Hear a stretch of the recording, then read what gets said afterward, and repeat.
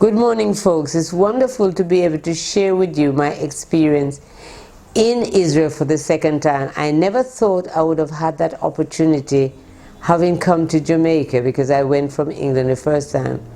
But the first time I had not gone to Bethlehem, and I enjoyed the experience in the Dead Sea, and for those two reasons I wanted to go back. Having been there, it was absolutely phenomenal. I actually went and visited where John the Baptist was born. I went a part way to the temple where Mary actually went up to see Elizabeth, and John inside of his mother's womb moved. One thing I want to say to demystify or change what is common thought: there's no stable as such in Israel. There are only caves. So Jesus was born in a cave. He was buried in a cave. Everything is in caves. They cut things out of caves. And there are no donkeys around there. They've got lots and lots of sheep and the shepherds. And they've got lots of camels. It's a beautiful, clean. I was fascinated how white and beautiful it looks. All the homes and the houses and the buildings are actually made from natural stones that are just cut out of stones, are cut out, and some of it naturally cut out. It's a beautiful and a well worthwhile experience.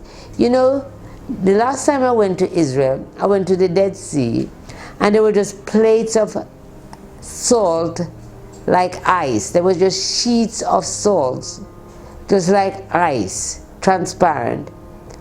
And I sat among it, and I came back, and I got some healing, I believe, from the concentrated salt. But this time I went, the Dead Sea was actually sea, water flowing.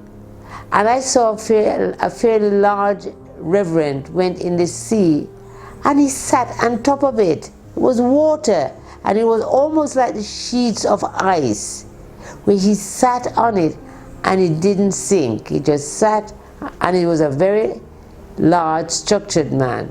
I thought, God, you are phenomenal.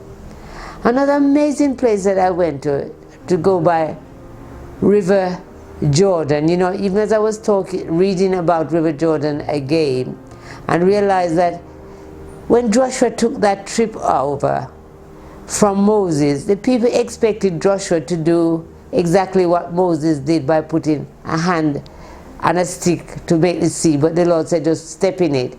And when I look at River Jordan, the size of the river, and saw the abundance of people from all over the world actually being rebaptized there. I wasn't actually rebaptized, but I'm sure you see a picture of me sitting next to River Jordan. Honestly, it's a fantastic, peaceful, lovely.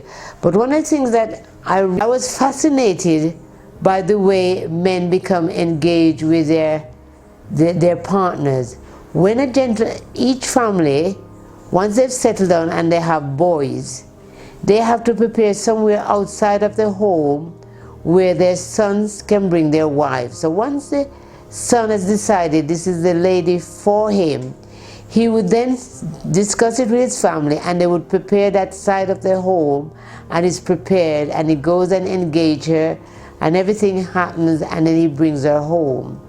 And I was really fascinated by that, because I remembering about Jacob, when his wife was brought to his home, and he said he went into his mother's home.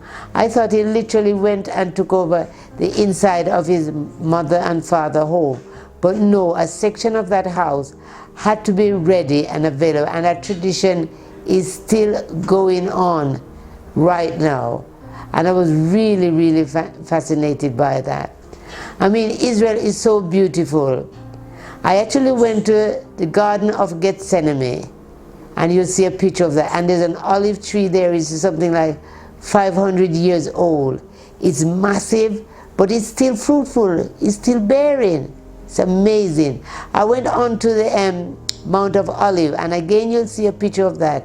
And I was actually to look over Israel, where you got the mosque, you got the temple, and all. And one of the things that fascinated me, when I went to Nazareth, where Jesus lived, actually the house is not there, but they actually lay out there, and there's a picture. You can see his little home, his little room, the living room, just that's how it was laid out.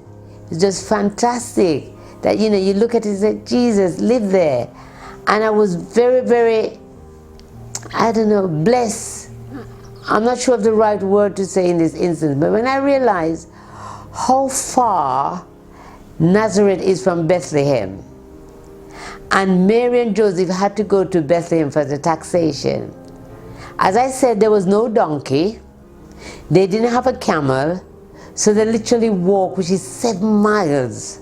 They walked to Bethlehem, where they did what they needed to do, and the birth of Jesus took place in a cave.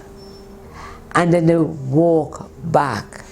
I mean, it's just, and then I went to Golgotha, the place of the skull, where he was crucified. Most of it is still there, or at least 2/3 of it is still there. And it's just a cliff hanging over. At the bottom now, because of modernization, they built car park, but the cliff is still there. And then I went to the tomb where he was placed, and that was actually a cave cut out, and it is still there. It's just beautiful to know that there's such a peace in Israel. Just a peace, you just feel the presence of God. And certainly I welcome the experience. And I don't mind if I could go back there a 3rd time. And if the opportunity presents itself, the Lord knows my heart, I would want to go back. And this time, I would want to go and baptize in River Jordan like everybody else. It was a cold day and it was raining and everyone went baptizing. And I know you shouldn't envy, but of a truth, I felt envious. I thought, you know, these people are not making me baptize, I'm going to jump in the water and fail. But I thought, no, be disciplined, you're an elderly lady, behave yourself. And it was just wonderful to see people from all over the world, from India, from Africa, from Jamaica, from England, in different sections of that river being baptized. And it must be a phenomenal experience. And I thank God for allowing me to make that journey.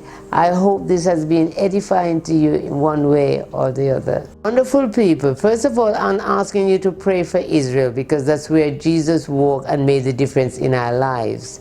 I'm thanking you for watching this clip, and what I'm asking of you, I want you to make a comment on what you've just heard, express whether you like or however your feelings towards it, and I would appreciate you subscribing to this channel and make this the start of a new journey with us in 2020.